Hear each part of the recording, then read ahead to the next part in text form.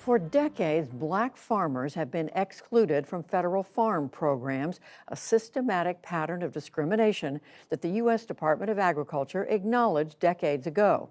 And yet, proposals to compensate farmers for past wrongs have languished in controversy and red tape.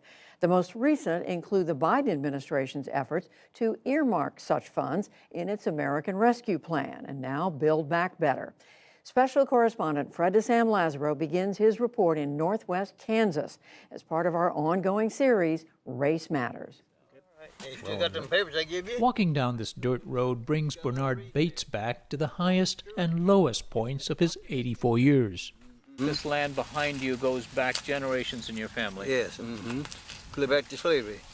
Dad was a good farmer. He was one of the best ones in Graham County. Dating way back to the 40s, Carla Bates Adams says her father was a prolific producer here in Nicodemus, Kansas, a rare enclave of black farmers whose ancestors settled here after they were freed from slavery. So there was more land. You own different chunks of land. North of the cemetery, there's another 80 acres. In the early 1980s, amid the historic agricultural recession and crop disasters that hit the Midwest, many farmers fell behind on their loan payments, including Bernard Bates. Bugs, hail, wind, and rain, freeze, and everything for 3-4 years in a row. When he approached the U.S. Department of Agriculture for relief, Carla Bates Adams says not for the first time he was treated differently. We know that the white farmers were getting the assistance, and the black farmers were not. They were getting all kinds of loans. The Bates then witnessed and even photographed the dismantling of their livelihood in foreclosure. That must have been very painful to witness. Tell me about it. Yeah. They truly took, our livelihood, and then left, my parents to have to go on food stamps. Their land was subsequently sold off to white farmers.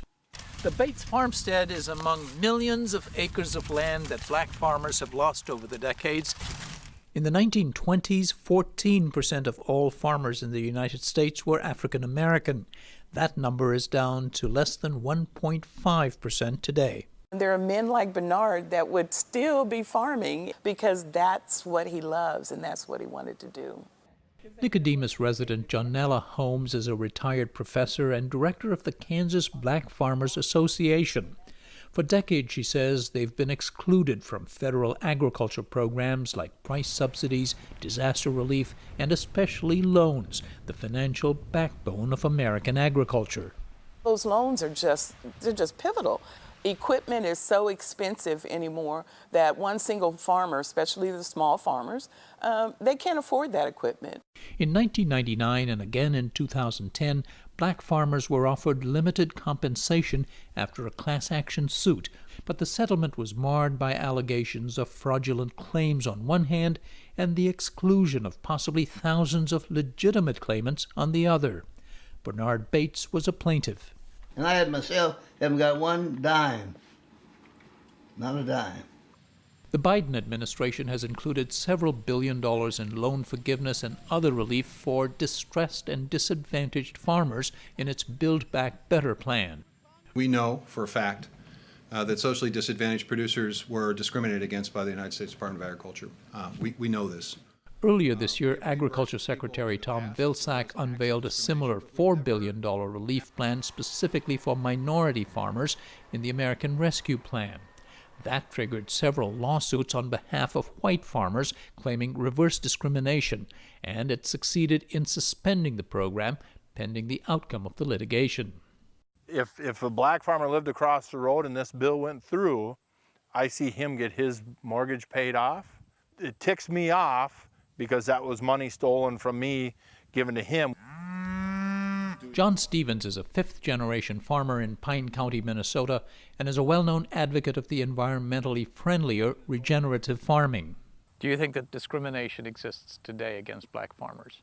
As a federal system, I would say no. Now, when you go to your local office, sure, and that would go anyway, whether it's white to black, black to white. Yep, there's racist people all over this country. What are these plaintiffs not understanding? Oh, I think they understand. I think they just don't want to acknowledge the history. Professor Holmes says that history of discrimination has taken an enormous toll on black farm families that's still felt today. We weren't able to pass on wealth. We weren't able to pass on a farm. And so to look at it and say, now your field is level, no. Bernard Bates's family, they were denied the opportunity to continue to farm. That didn't level the field. John Stevens says white farmers are as likely today to face rejection at the USDA or at a private lender. He says the key is to persevere. I don't want to hear your victim story. So what if I discriminate against you on something? Is that going to stop you? If you're the government, possibly, or you're the banker. Go to another bank. Postpone it a couple years. If you want to be a farmer, if you want to be anything, just pick your bootstraps up and forget the rest of the world and do what you need to do. Well, I made my own straps and my own boots, and I'm pulling them up.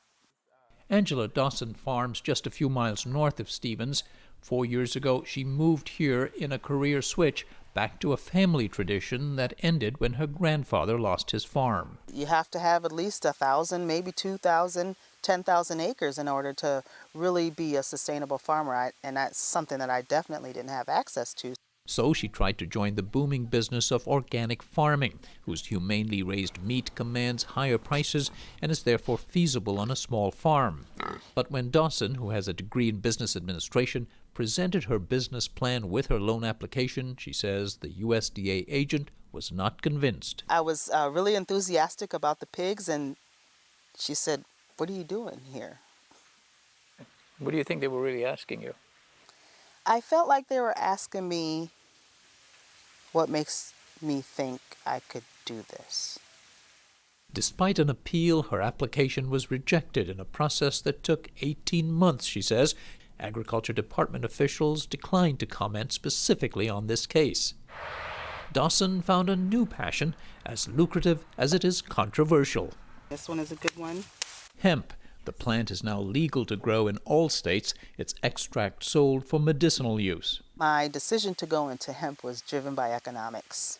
For CBD hemp, the average farmer makes about $50,000 per acre. Dawson's farm is now home base of a 33-member cooperative of minority-owned farms across the U.S. This is the brain. This is the brain of the operation. Her name The is co-op guides members growing hemp on how to monitor the crop so it meets licensing standards for medicinal cannabis. We use regenerative practices, but we also use technology, and we don't want people to get into farming to be poor. Business has been great, she says, but that raised a red flag at one local bank, which closed her accounts. The bank said that they thought I could be trafficking. So the criminal image that's associated with hemp and black people is really difficult for me to overcome. That's the rosin and the medicine. So it's ever after, but we're still working on the happily part. Is it something that you would like to get back? Oh, yeah.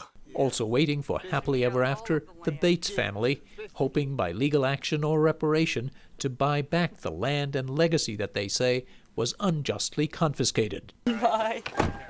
For the PBS NewsHour, I'm Fred DeSam Lazaro in Nicodemus, Kansas. Fred's reporting is in partnership with the Undertold Stories Project at the University of St. Thomas in Minnesota.